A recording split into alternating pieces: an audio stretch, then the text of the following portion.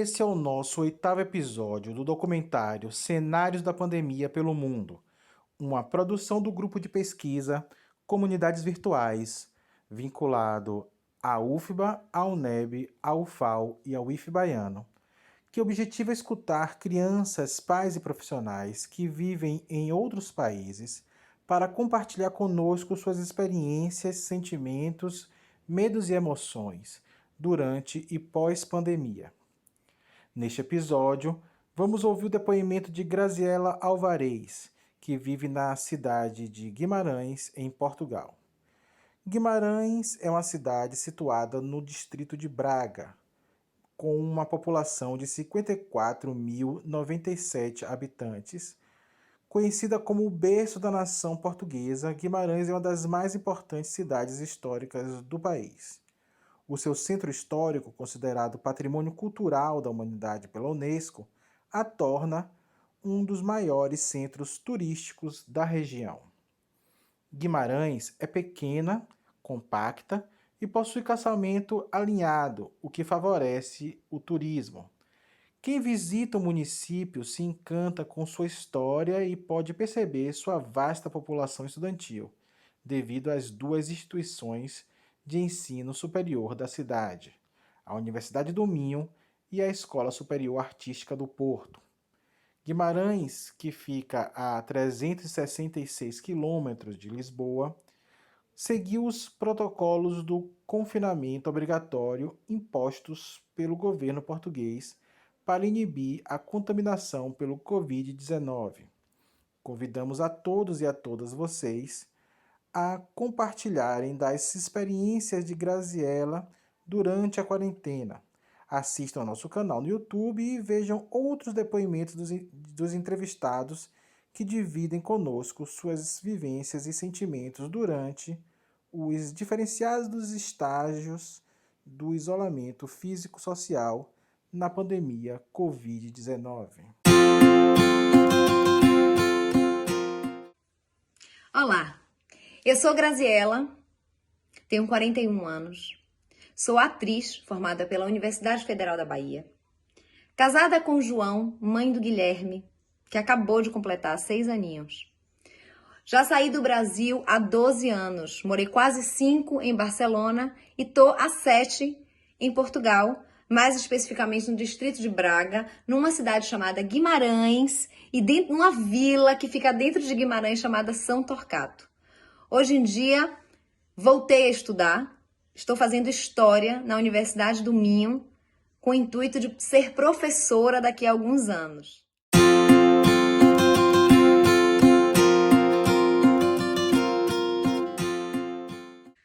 A pandemia aqui em Portugal, de modo geral, ela foi muito branda, se comparada com os países europeus mais próximos, né, como Espanha, França, Itália. Se comparado com o Brasil, então, aqui, né, foi ínfimo.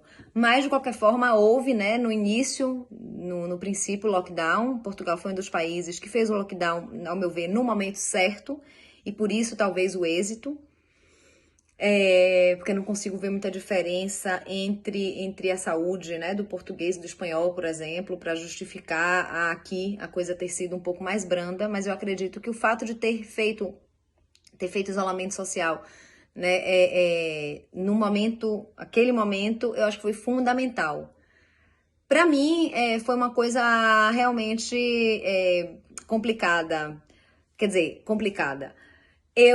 Meu colega de sala, um colega que eu tenho, né, 19 anos, menino super jovem, da minha turma de História na Universidade do Minho, foi o primeiro caso na universidade. Então eu tinha saído, tinha visto uns amigos, indo para casa de uns amigos, brasileiros também, tem um monte de filho, e passando um dia maravilhoso. Quando cheguei em casa, vejo pelo jornal, uma amiga me liga e diz: Grazi, você já viu, né, o que aconteceu? Então, fecha o prédio de História da Universidade do Minho. E eu, como assim? Eu sou subdelegada da minha turma, né, entrei em contato com a delegada, que é minha amiga, e nós entramos em contato com o diretor de curso, que ainda não sabia exatamente o que tinha acontecido, estava esperando a resposta da DGS, né? Que é a Direção Geral de Saúde aqui de Portugal.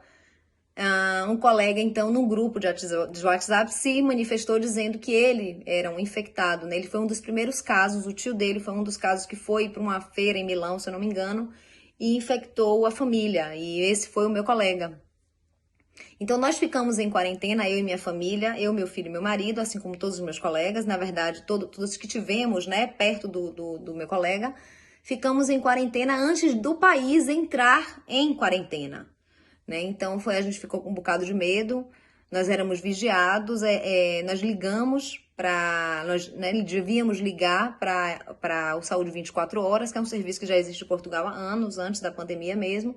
Nos identificamos, né, e dizíamos com quem morávamos e tal, e éramos monitorados durante esses 14 dias em teoria. Nos primeiros dias, efetivamente, recebi ligações dos enfermeiros a perguntar como é que eu estava, medir a minha temperatura, tinha que dizer minha temperatura, se eu tinha sintomas, se eu não tinha, né, assim como minha família. Então, meu filho deixou de ir à escola, meu marido já trabalha home office, ficou em casa também, mas nós ficamos durante esses 14 dias isolados realmente, ou seja, tinham amigos que nos traziam comida, amigos que nos deixavam aqui no supermercado, né? E nesses 14 dias o mundo meio que parou, a gente fica ali sem saber direito o que é que vai acontecer. Mas depois o país já entrou todo em lockdown, então as escolas também fechou tudo e foi aquele isolamento mesmo que, enfim, todos os países passaram, né? Mas Portugal, eu posso dizer que a coisa foi muito branda, né? É claro que houve mortes e muitas infecções, mas nunca houve colapso do sistema de saúde, pelo menos que eu saiba, né? Eu não conheço, por exemplo, ninguém aqui que foi infectado, né? Diferente do Brasil, que eu tenho vários familiares e amigos que foram infectados em diferentes estados, e aqui em Portugal realmente eu não tenho conhecimento de ninguém.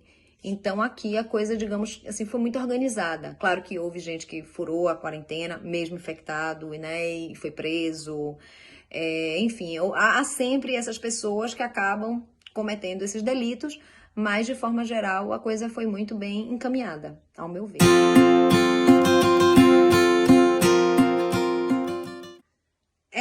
Durante a pandemia, eu tive no início, né? Tô falando que a pandemia ainda segue, né? Mas nós estamos agora, né, em setembro e a pandemia ainda segue, mas eu tô dizendo, inicialmente, o que aconteceu? Eu tô fazendo história, voltei a estudar, nesses primeiros 15 dias nós não tivemos aula, realmente a universidade não se manifestou, e depois a universidade então começou com as aulas online. Meu filho, com 5 anos, ele fez agora, ele estava na pré-escola, no grupo Jardim, né, no grupo 5, não tinha aula online, não tinha o que fazer, então o Gui ficou em casa brincando, basicamente, porque é uma criança e tem que brincar. E eu, depois desses 15 dias, comecei a ter aulas, né? Então, foi uma parte bastante difícil, porque eu tinha que dar conta da casa, meu marido também trabalha, João continuou trabalhando normalmente, para ele nada mudou. Na verdade, eu acho até que ele trabalhou um pouco mais, porque João é da área de informática, ele é programador. Então, eu acho que realmente, para ele ir de uma multinacional, né, numa empresa grande, eu acho que houve mais demanda de trabalho. Ele começou, por exemplo, a trabalhar os fins de semana, que é algo que ele nunca tinha trabalhado. Então, eu sinto que a pandemia, ou seja, tá em casa, tá todo mundo em casa, então vamos aproveitar. É a sensação que eu tenho. E aí começaram as minhas aulas, então meu marido trabalhava das 9 às 18, ele tem um horário flexível, né, ele trabalha com produtividade, mas hoje em dia ele tá também assumindo algumas reuniões, então ele tinha as reuniões em horário laboral mesmo, assim, um horário normal, e não podia se liberar muito, e eu comecei a ter aulas de manhã e à tarde, que é um horário diurno, né, que o diurno é de manhã ou à tarde, e eu tinha as minhas aulas que tentaram respeitar o horário da normal, o presencial. E aí, o que acontecia? O meu filho em casa, né? Então, ou seja, meu filho é uma criança pequena, que eu não gosto de deixar ele no tablet, a gente deixa, ele tem 1 hora para ver o tablet, ele pode jogar videogame, ele pode jogar, ele adora desenhar, o que é um alento para mim, porque é algo que ele faz muito e ele se entretém muito desenhando, ele brinca muito sozinho, mas ele não tem irmão, não tem, né, e não tinha família, nenhuma família para dizer, eu vou me juntar com meus e minha irmã. Não, nós estamos sozinhos aqui em Portugal. Nós temos os vizinhos, mas assim, na pandemia, inicialmente, nós não podíamos nos juntar. Então era muito difícil, porque ele queria brincar com a gente. Ele queria alguém que brincasse com ele, ou ele queria estar aqui no quarto, desenhando o que eu permitia, botava uma mesinha para ele desenhar também do meu lado, né? Mas enfim, eu estava em aula, tinha que estudar, e isso piorou muito quando chegaram os exames, porque eu tinha que estudar bastante e realmente não podia dar tanta atenção para ele. Né? Sendo que eu tinha que preparar o almoço, ele almoça na escola, por exemplo, e aí eu passou a almoçar em casa. Eu também almoçava fora muitas vezes, e meu marido se virava, então eu começava a cozinhar diariamente, né? A limpeza da casa nós já fazíamos, mas enfim, também tem a limpeza da casa, ou seja, no fim de semana era para limpar a casa, porque durante a semana eu e meu marido tínhamos uma rotina de trabalho normal, né? E eu percebi que realmente foi muito difícil. No início o Gui não reclamou muito, mas depois eu comecei a sentir que ele começou a ficar cada vez mais retraído, introvertido, né? Chegou um momento que eu realmente senti necessidade de que ele estivesse contra a criança, e nós elegemos uma família, nossos vizinhos que também já estavam em casa. Logo no início da pandemia, tem três filhos e tem um bebê, então nós já tínhamos passado pela quarentena, então meu filho e a filha deles, que é da idade próxima dele, começaram a brincar, né? Foi uma coisa que nós resolvemos arriscar, digamos, abrir, mas com todo cuidado. Eles eram super cuidadosos, nós também, nós tínhamos já passado pelo processo, estava tudo ok, e eles brincaram, e isso foi realmente muito importante, essa conexão que nós tivemos com essa outra família, né? Mas também só foi com essa família. Então, foi mais difícil por isso, né? Eu não tive a experiência do Gui estudando, por exemplo, tendo aulas online, o que já vai acontecer esse ano, porque ele passou agora para o primeiro ano. E vamos ver como é que vai ser.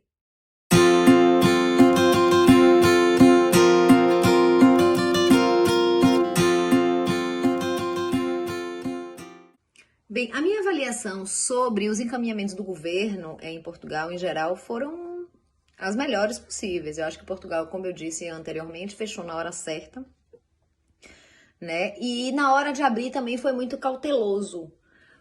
Por exemplo, meu filho, eu não tive experiência porque Guilherme ainda é para a escola, mas meus amigos, né, que têm filhos e tal, os filhos eles tinham o quê? Uma aula pela televisão, um canal aberto.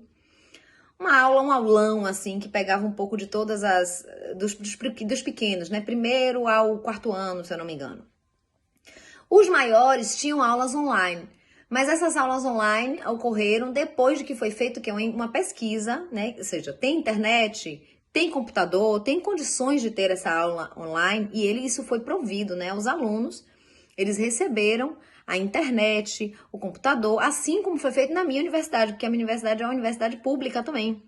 Então, eu tive colegas meus que não tinham internet de qualidade, ou que não tinham computador, né, que suportava bem o Zoom, por exemplo. Então, assim, houve uma investigação de quem precisa, quem é que tal, e foi dado. Então, assim, foi facultado tudo que era preciso para as pessoas terem essas aulas. Porque nós estamos a falar aqui de ensino público, né? Meu filho estuda em escola pública, os filhos de meus amigos também estudam em escolas públicas. Então, isso foi uma decisão do governo, né? Além dos layoffs e de cobrir mesmo, né? Os problemas, né? As ajudas, os auxílios todos que foram dados. Então, eu vejo isso como um ponto muito positivo. Claro, Portugal é um país pequeniníssimo, né? São 10 milhões de habitantes, que é o mesmo, se eu não me engano, que a quantidade de habitantes da cidade de São Paulo, por exemplo, salvo engano. Mas, para mim, foi muito bom, né? Agora, eu me lembro que no 1º de junho as escolas voltaram. As escolas, as creches e a pré-escola, que são justamente as crianças muito pequenas que os pais precisaram voltar a trabalhar. Inicialmente, eu não queria mandar o Guilherme. Eu fui super taxativa, a professora, né, enviou uma mensagem, disse, não vai, não há necessidade.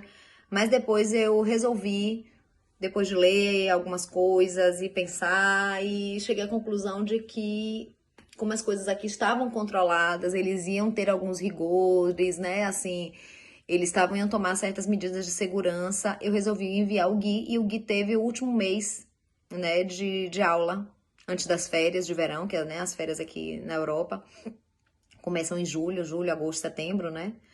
E foi ótimo, né? Ninguém apanhou o Covid, ninguém foi infectado, e ele ficou super... Porque assim, era o último ano, eles fazem são os finalistas para irem para a escola de verdade, né? Então, ele teve contato com os colegas, ele ficou super feliz, gostou muito. Eu confesso que fiquei bastante receosa, mas assim, aquele tempo que ele estava na escola, eu podia estudar de forma mais tranquila, conseguia me concentrar nas minhas aulas, nos estudos, de forma... Então, para mim foi muito importante, mas para ele foi muito importante. Foi algo que, depois que eu tomei a decisão, eu e o pai tomamos a decisão, nós lhe perguntamos, né? Ou seja, Guilherme, você quer voltar à escola? Ele disse, eu quero, mãe. Eu quero voltar porque no ano que vem, que é agora em setembro, né, eu vou começar a escola de verdade, eu tenho que me habituar. Então foi algo que ele mesmo quis e correu super bem, né? As outras crianças, pelo que eu soube, tiveram aulas online, algumas mais fáceis, outras famílias não, que eu fui sabendo dos meus amigos. Assim, agora, esse ano, o Guilherme vai para o primeiro ano, ele tá com 6 anos, né? Vai para a nossa antiga alfabetização. E aí sim eu vou ter essa experiência, porque inicialmente vai começar, mas nós não sabemos, né? O que se diz é que vai fechar, que daqui em outubro a coisa vai fechar de novo e eles vão ter o tal do ensino híbrido, que é aulas presenciais e depois volta. Então, assim, nós vamos nos preparar para o Gui ter as aulas presenciais e, eventualmente, começar a ter as aulas em casa. E aí eu não sei o que é que vai ser, porque eu também continuo tendo as aulas online. Minha universidade não vai voltar. Nós só vamos fazer os exames presencialmente até agora. E eu vou continuar tendo aulas online.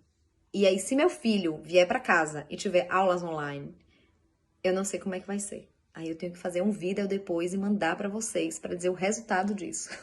Mas eu acho que Portugal agiu de uma forma muito correta, muito coerente, muito louvável mesmo, né?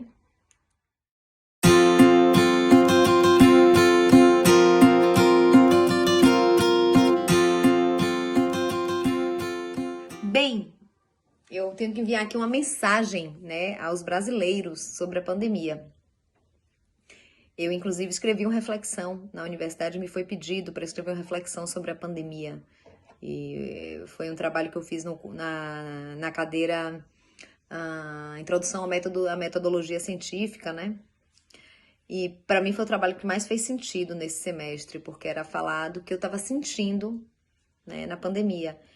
Eu posso até enviar para a Janaína, e se ela quiser disponibilizar para vocês, eu fiz uma reflexão sobre a pandemia, eu gravei um áudio, por insistência de um amigo, sobre isso. Então, assim, mas basicamente o que eu digo eu sinto muito, né? Eu sinto muito que vocês estejam passando por isso, porque vocês têm que lidar com um vírus, né? Uma pandemia, e tem que lidar com um governo desastroso, né? Genocida, fascista. E para mim isso é muito difícil, né? De ver aqui de longe, ver minha família, né? Meus amigos viverem aí essa realidade, meus amigos que são professores, né? Meus amigos que têm filhos em escolas privadas, assim, meus sobrinhos, e assim, os relatos que chegam até mim são horrorosos, né? Enfim, então eu desejo para vocês, qual a mensagem que eu digo é que vamos pensar, gente, vamos ser conscientes, né? Vamos pensar mesmo no outro, nas pessoas que não têm condições, que não têm internet, que não têm computador, né? Que não têm auxílio, que não têm dinheiro, né? Meus amigos que são artistas, muita gente com dificuldade. Vários empresários também quebraram e fecharam, assim, é muito triste tudo isso, em todo o mundo, aqui em Portugal também. Meus amigos, vários amigos meus que perderam emprego, né? Que fecharam negócios. A gente não tá falando aqui de negócios grandes empresas e franquias. Não, era um café, uma coisa pequena, familiar, e que perdeu tudo, né? Então, assim, é muito difícil tudo isso. Mas a gente tem um presidente aqui que sai distribuindo máscara na rua e pedindo para as pessoas para se cuidarem, né? E aí, infelizmente, é justamente o contrário. Então, a mensagem que eu envio é: tenham consciência, pensem melhor, tentem alertar, não sejam omissos, se manifestem, né? Falem e tenham fé. Fé em si próprios, né? Para poder ganharem força para enfrentar tudo isso da melhor forma possível e mudar o que dá para mudar, né? A pandemia a gente tem que aguardar, vai ter que aguardar a vacina, vai ter que aguardar as medicações, vai ter que aguardar, enfim, a ciência mostrar caminhos, né? Isso é uma pandemia, isso acontece. A cada 100 anos isso vai acontecer, é mais ou menos o que a história vai nos dizendo, né? O governo não, o governo nós podemos mudar, né? O governo nós podemos votar corretamente, nós podemos pensar em algo que realmente contemple toda uma sociedade, não só uma pequena, né, uma pequeníssima parte da sociedade, né? E é o que eu posso dizer, votem direito, façam o que vocês puderem fazer como cidadãos, porque nós podemos fazer muitas coisas como cidadãos. Às vezes a gente não sabe, às vezes a gente não quer saber, às vezes a gente tem preguiça, mas muita sorte aí. É um assunto que mexe muito comigo, né? Porque é o meu país natal. É onde estão meus melhores amigos e a minha família. Mas, infelizmente também foi uma escolha democrática, né? Então é bem difícil. Eu espero que essa pandemia tenha realçado ainda mais os problemas desse governo e que as pessoas que apoiavam, né, o governo acordem e vejam, né, que assim não pode ser. Beijinhos e boa sorte para todos nós.